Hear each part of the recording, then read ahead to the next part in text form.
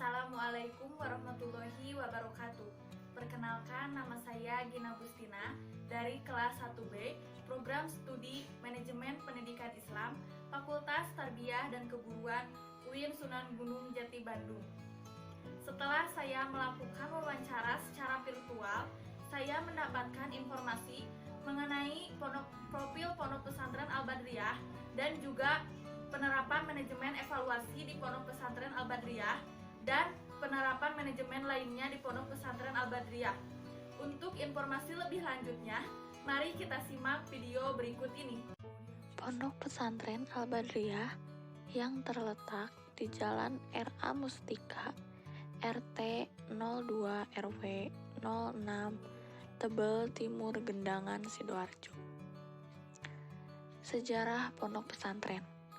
Pada tahun 2000-an, ada seorang ulama besar bernama Al-Maghfurlah atau yang biasa disebut Kiai Haji Badrul Munir MPDI, mendirikan pesantren yang bernama Al-Badriyah dengan bangunan yang sederhana.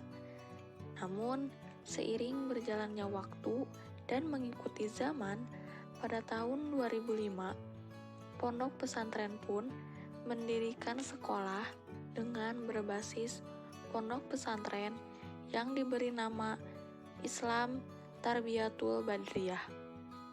Namun, di sekolah tersebut tetap diterapkan pengajaran akhlak dan syariat Islam sesuai dengan ajaran Ahlus Sunnah wal Jamaah dan membiasakan santri untuk sholat berjamaah.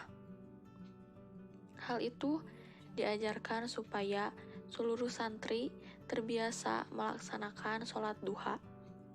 Namun, pada tahun 2017, Al-Maghfurlah dipanggil menghadap Sang Kholik.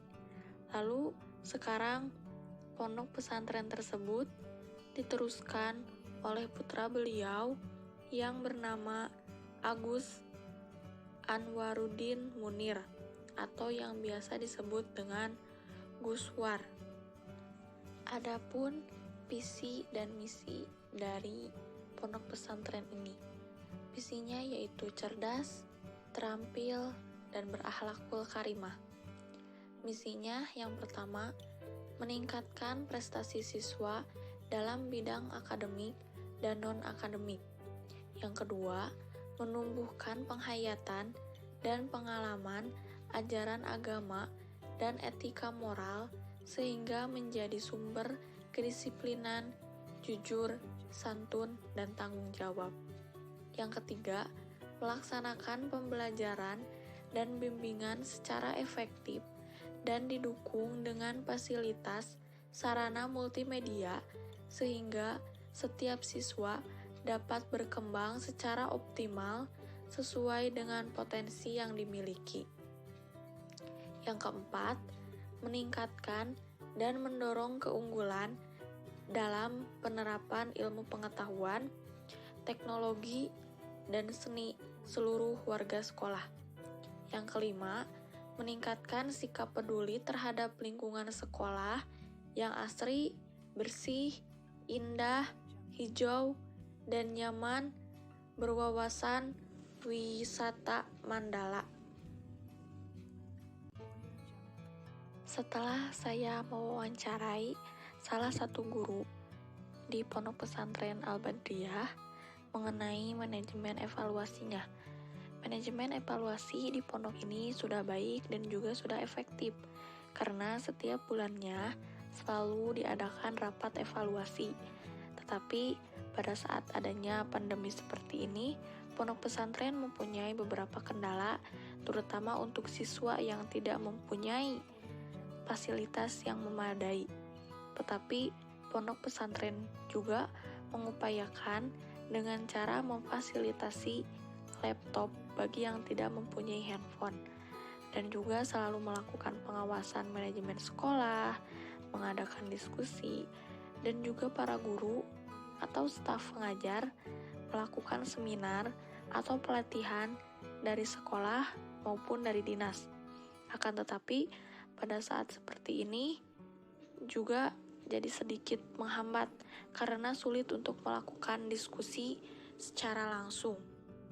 Untuk manajemen sumber daya manusia di pondok pesantren sangat penting, di mana sumber daya manusia itu sendiri adalah kegiatan-kegiatan yang di dalamnya ada yang namanya pelatihan kepemimpinan para santri-santrinya, di mana para santri dilatih mengenai artinya kepemimpinan untuk menunjang kesuksesannya para santri tersebut yang dituangkan dari visi dan misinya itu sendiri. Maka dari itu, para santri di sini apabila ada yang melanggar peraturan akan diberikan hukuman. Tujuannya agar para santri lebih bisa meningkatkan kedisiplinan tersebut. Adapun sumber daya manusia yang diterapkan di sini adalah di mana perekrutan tenaga kerja atau tenaga pendidik yang dilakukan di pondok pesantren ini, di mana apabila ada seseorang yang ingin menjadi pengajar atau pendidik di pondok pesantren ini harus memenuhi beberapa persyaratan yang ada. Apabila semua syarat terpenuhi, seorang tersebut bisa dijadikan pengajar atau pendidik di pondok pesantren ini. Selanjutnya, mengenai manajemen dalam pengambilan keputusan. Pengambilan keputusan itu adalah tindakan manajemen dalam pemilihan alternatif untuk mencapai sasaran. Pengambilan keputusan itu sendiri dibagi menjadi 3. Yang pertama, keputusan terstruktur, yaitu keputusan yang berulang-ulang dan rutin sehingga dapat diprogram. Yang kedua, ada keputusan setengah terstruktur, yaitu keputusan yang sebagian dapat diprogram, yang sebagiannya lagi tidak dapat terprogram. Yang ketiga, ada keputusan tidak terstruktur, yaitu keputusan yang tidak terjadi berulang-ulang dan tidak selalu terjadi.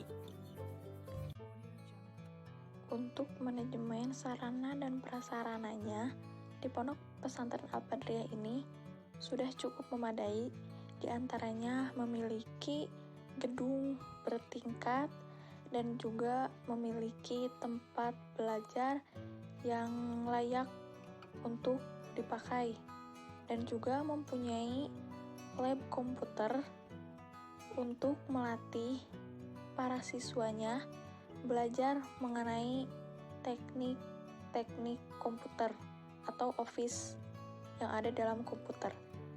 Dan juga manajemen kewirausahaannya, ada kantin sekolah, tetapi pada saat pandemi seperti ini kantin ditutup dikarenakan tidak adanya santri di pondok pesantren tersebut.